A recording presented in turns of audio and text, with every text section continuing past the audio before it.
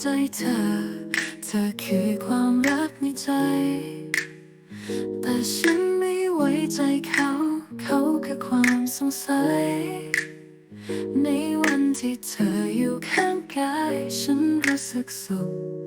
แต่เมื่อเขาปรากฏตัวใจฉันก็หายไป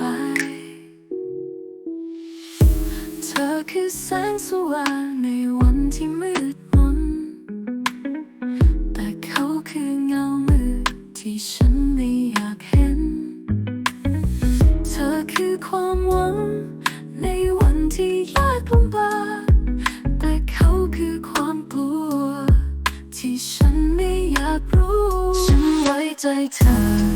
เธอคือความรักในใจ แต่ฉันไม่ไว้ใจเขา เขาคือความสงสัย ในวันที่เธออยู่ข้างกายฉันรู้สึกสุข แต่เมื่อเขาปรากฏตัวใจฉันก็หายไป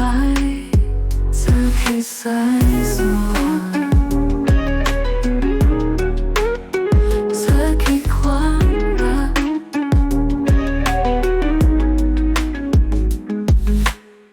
ฉันไว้ใจเธอ เธอคือความรักในใจ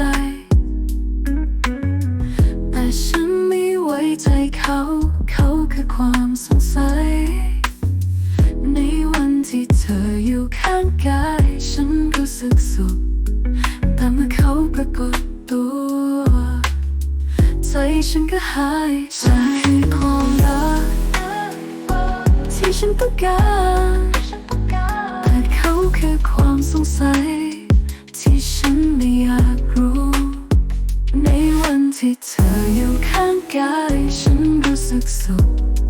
แต่เมื่อเขาปรากฏตัวใจฉันก็หายไป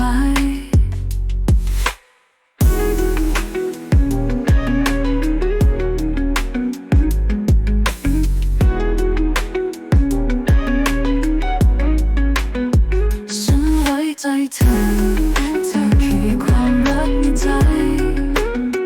แต่ฉันไม่ไว้ใจเขา เขาคือความสงสัย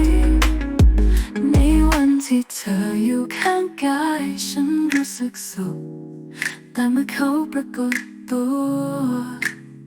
ใจฉันก็หายไป